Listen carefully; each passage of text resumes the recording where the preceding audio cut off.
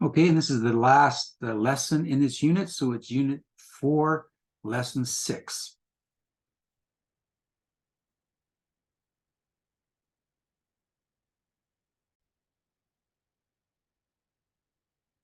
Guys, welcome back to Unit 4, Living in Families, Lesson 6, Contributing to Your Family.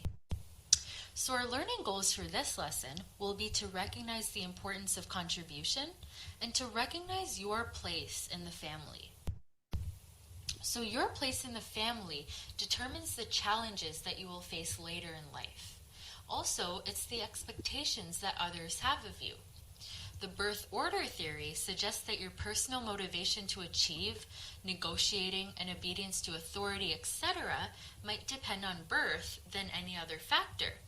Are you born into a nuclear, single, breadwinner family, etc.? Or do you have siblings? Do they have gender roles in your culture? What about your religion? Continuing on our topic of birth order, we're now going to be looking at Alfred Adler's birth order theory. So he outlines the different stages of a child and their different circumstances and what each position of the child entails. So the only child's family situation is that parents have no experience being parents, and this child receives full attention of parents but is alone a lot. Their personality, according to Adler, is that they like being the center of attention, and they may become dependent on that in the long run. They also have difficulty to relate to peers, and they really like to be independent. Now we're going to be looking at the firstborn. So the family situation is that parents often have high expectations of them, and they often give responsibility to younger siblings, and they are known as the trial child. Their personality is that they try to please a lot, and they may become authoritarian. They do love to share everything, and they love to be an expert. So now we're going to be looking at the state of the middle child. Their family situation is that they always have someone ahead of them, setting the pace, and they're often caught between the oldest and the youngest sibling.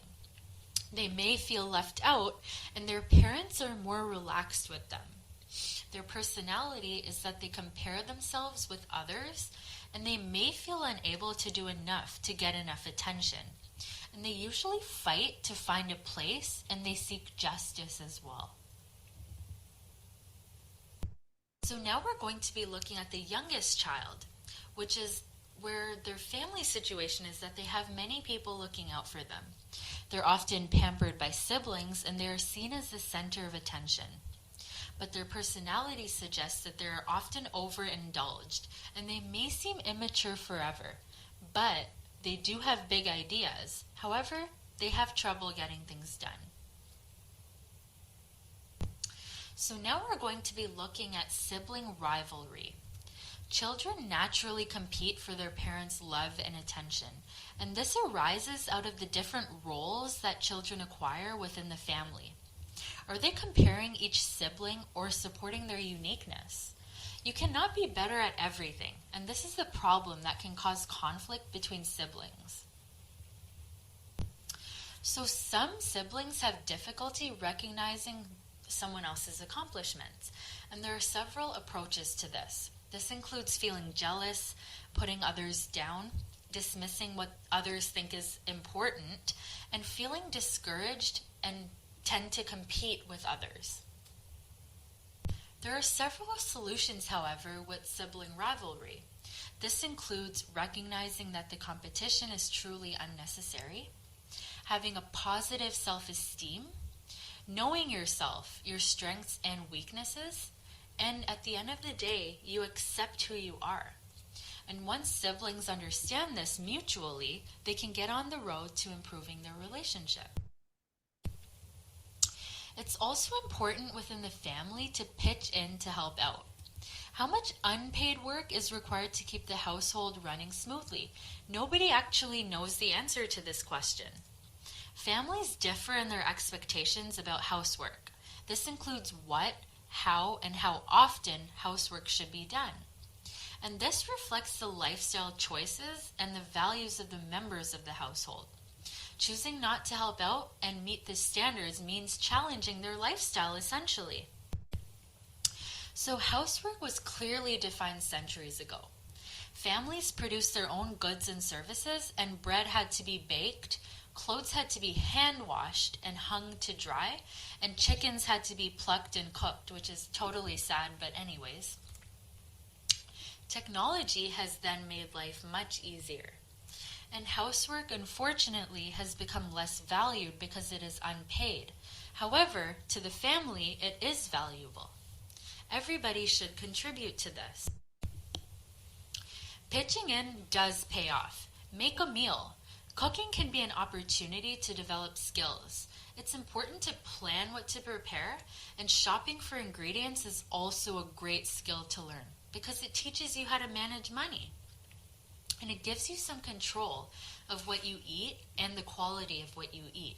And everyone who loves to eat loves a good cook, to be honest. So looking after the children as a way of pitching in includes spending time with children, which can allow parents to complete their jobs outside of the home. This can help you develop communicational, organizational, and perseverance skills. And you can also have the chance to be childish without being accompanied by adults. Enjoy it while you can. Doing the laundry can also help make better decisions about when shopping for clothes. It can ensure that clothes are washed, dried, and ironed properly, and also doing others' laundry can brighten their day significantly. Cleaning up can make your home more comfortable to live in, especially for families with allergies, and it can brighten everybody's mood. This can also cause things to be able to be found more easily, and it saves time for other things. And it also can be a good way to release stress and gain some exercise. So now we're going to talk about part-time jobs. Part-time jobs enable you to contribute to your family as well as develop some skills on the side that you will need in the future. It also reduces the amount that the family is expected to spend to support you. It is a sign of independence, and it also helps you learn money management skills. Also, opportunities to earn money will vary depending on the community you live in. Are there racist employers? Are there sexist employers? Are there ageist employers? Can it affect your schoolwork? What about social life and other activities? It is always important to witness the big picture. So working is not only for financial gain.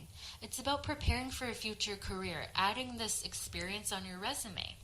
And it allows you to develop skills needed on the job, such as communication, persevering, as well as following instructions.